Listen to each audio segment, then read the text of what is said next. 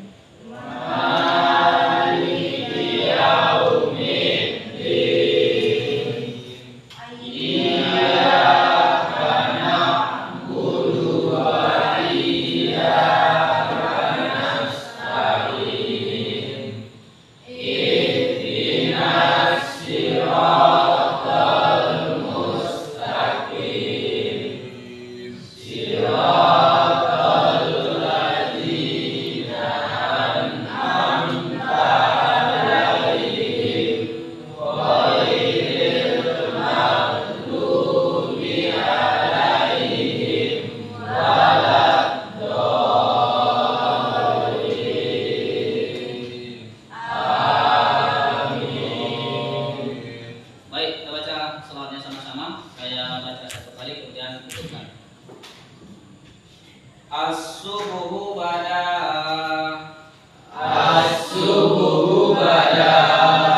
min tal'atihi wal lailu daja min wafratihi wa qarrasula fadalan wa ala wa hadas subula bidilalatihi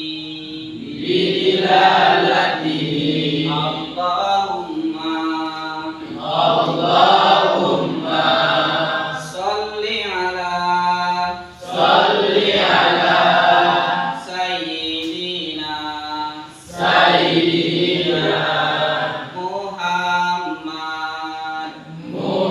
Muhammad. Baik, silakan keluarkan barcode-nya untuk absen kita pada pagi hari ini. Pembantuan Pak Lia.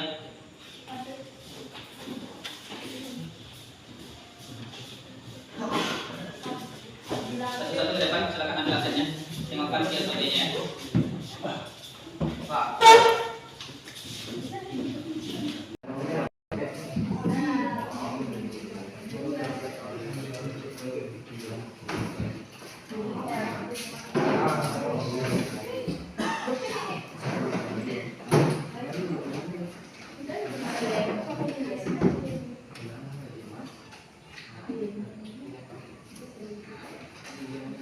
Itu saja. Baik.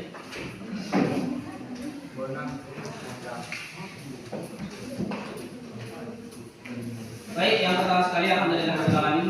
Kita bersyukur kepada Allah sudah dapat sama-sama hadir di kelas ini.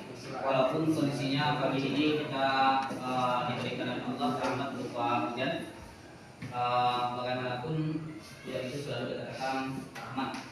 Coba tengok di televisi kalau orang di Makkah itu pas datang hujan mereka berlari.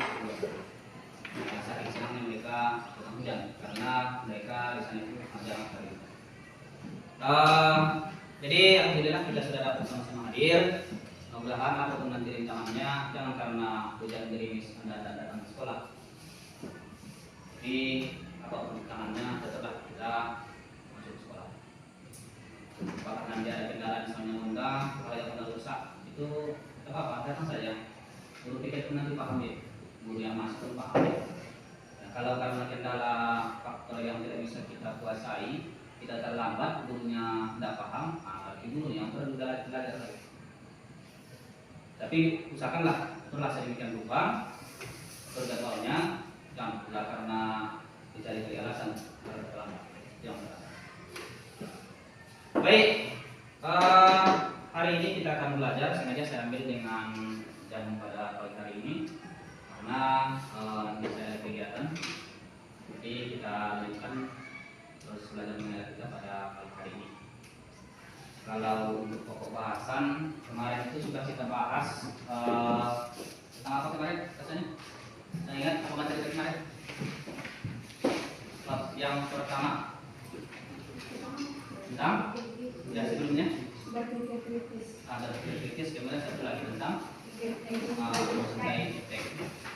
mencintai iptek. Dalilnya kemarin ada di apa ayatnya?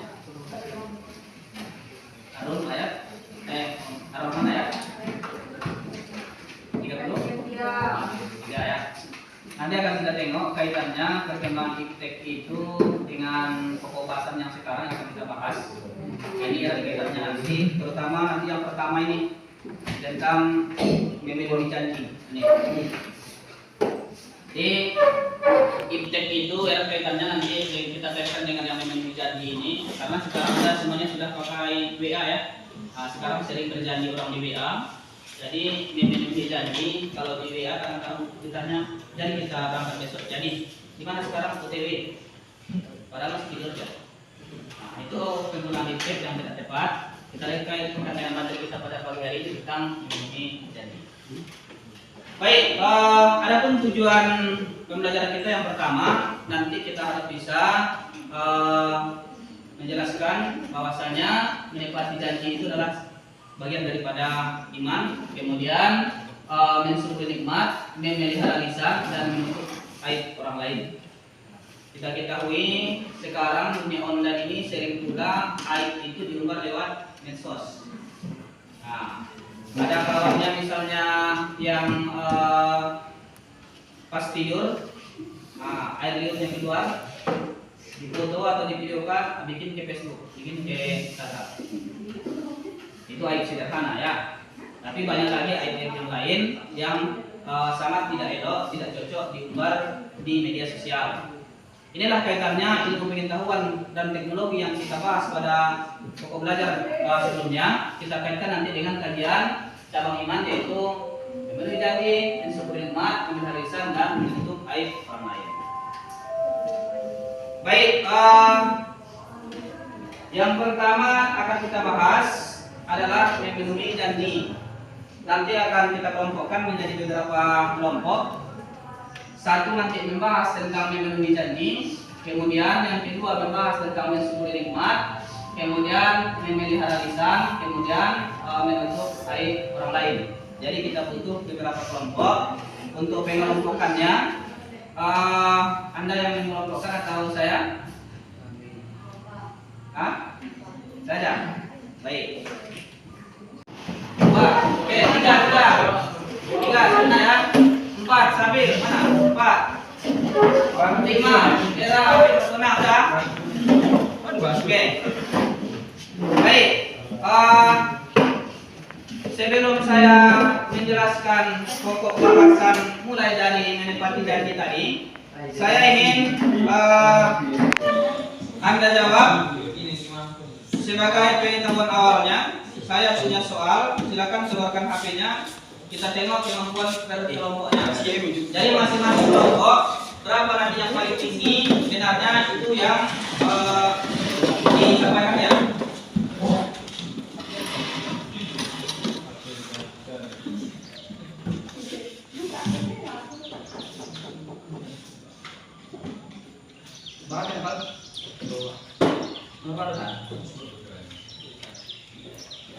Sambil.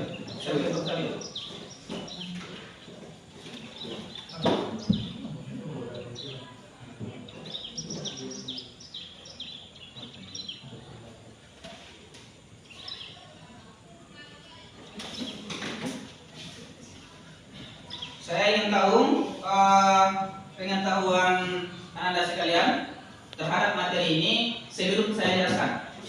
Jadi silakan dijawab soalnya. Saya sudah sediakan itu yang saya kirim ke grup. Masing-masing mengerjakan, nanti per grupnya itu hanya menyampaikan yang paling tinggi.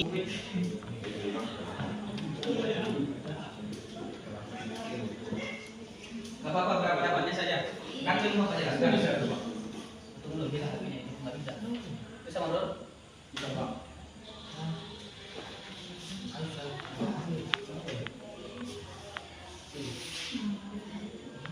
Harapannya nanti misalnya tes awal ini benarnya 5, setelah kita bahas nanti pokok bahasanya benar 10 gitu maksudnya. Bisa tidak? Pak.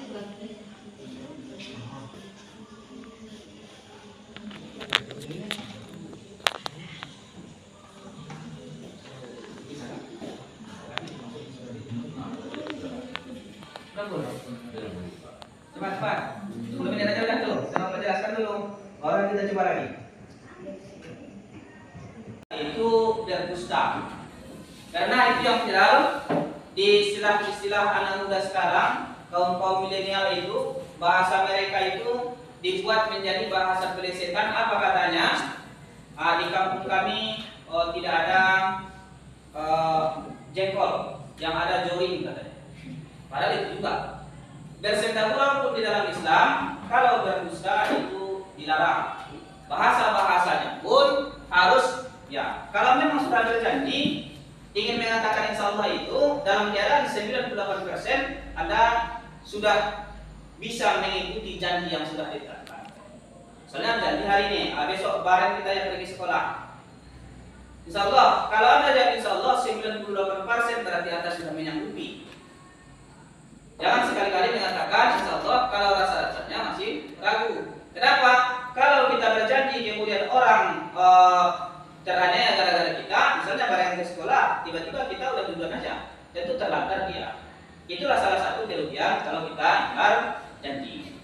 Nah, di hadis lain Rasulullah pernah mengatakan bahwasanya katanya ciri-ciri orang munafik itu ada 3. Apa hadisnya, Fit? Ayatul munafikin salasun. Salasun itu 3. Apa yang pertama? Iza haddasa kadzaba. Kalau dia berkata dia bohong. Yang kedua? Wa iza wa'ada akhlafa. Kalau dia berjanji dia ingkar. Yang ketiga? Wa iza tu'mina khon. Dua, ya.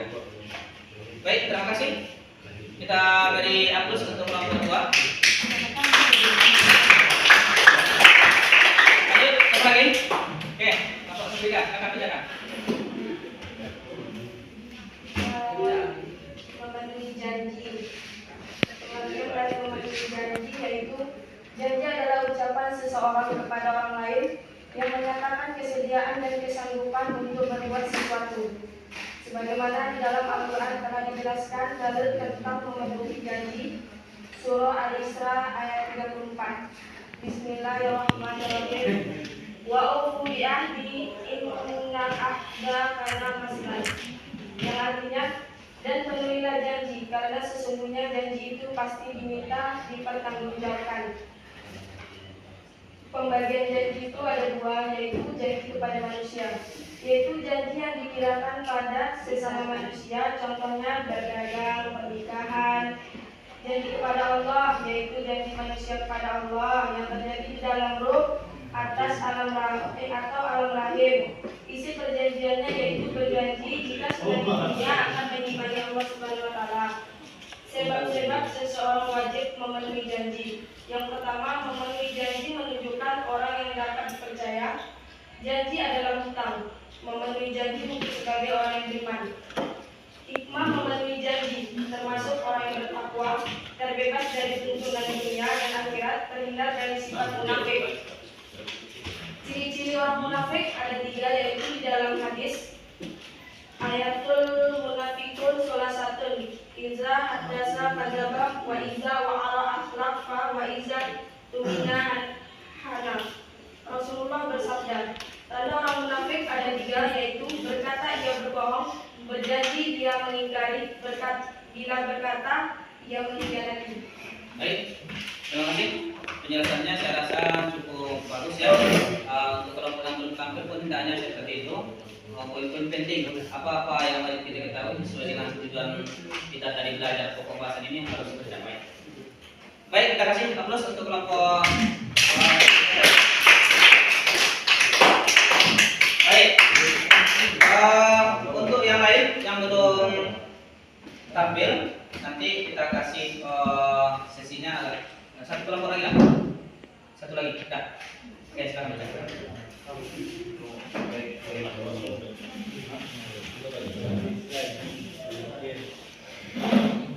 Menjaga lisan atau menjaga lidah. Menjaga lisan itu menjaga kata dari yang buruk, dari yang tidak baik, sesuai dengan dalil.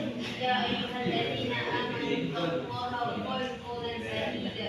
Artinya, hai orang-orang yang beriman, bertakwalah kepada Allah dan katakanlah perkataan yang benar. Lisan yang tidak dijaga dengan baik bisa mengakibatkan timbulnya perselisihan, permusuhan dan peperangan. Umat Islam harus bisa menjaga lisannya, karena sebuah ucapan yang salah dapat menjerumuskan di dalam api neraka. Nah, di zaman yang serba modern ini ketajaman lisan kadang juga terwujud dalam aktivitas di media sosial melalui status-status yang ditulis. Karenanya sudah seharusnya umat Islam dalam membuat status di media sosial menghindari hal-hal yang dapat menyinggung orang lain. Penggunaan lisan yang tidak baik tidak pada tempatnya dapat mengakibatkan 3 hal, yaitu fitnah, gibah, dan dusta. Fitnah yaitu komunikasi satu orang atau lebih yang bertujuan untuk memberikan stigma negatif atau suatu peristiwa yang dilakukan oleh pihak yang berdasarkan fakta palsu yang mempengaruhi penghormatan, wibawa, dan juga reputasi seseorang. Gibah merupakan perbuatan tercela yang dilarang oleh agama Islam.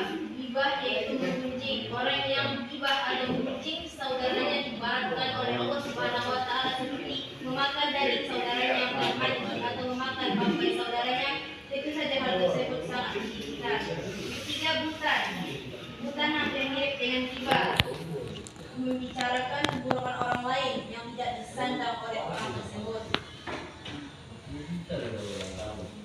Hikmah menjaga lisan yaitu mendapatkan derajat yang tinggi, mendapat ridho dari Allah, terhindar dari menyakiti perasaan orang lain, dan terhindar dari kerasnya hati. Akibat tidak menjaga lisan yaitu terbiasa berbohong dalam berbicara, perkataannya hanya omong kosong, terbiasa berjanji dan sumpah palsu. Baik, cukup lengkap ya. Kita beri aplaus untuk kelompok. Baik, 2 kelompok lagi nanti akan kita tampilkan. Untuk sekarang kita ambil kesimpulan mulai dari tadi persoalan menjaga lisan, kemudian mensyukuri nikmat, memenuhi janji, dan juga menjaga aib diri sendiri dan ataupun orang lain. Ini sangat erat kaitannya sekali dengan bagian daripada iman. Jadi katanya dulu kita pernah belajar tentang cabang-cabang iman. Nah, termasuk ini menjaga lisan adalah bagian daripada lisan. Kesimpulannya, kita harus senantiasa untuk memenuhi janji. Sebagaimana disampaikan tadi, bahwa janji itu adalah ya ucapan atau perkataan yang menyanggupi.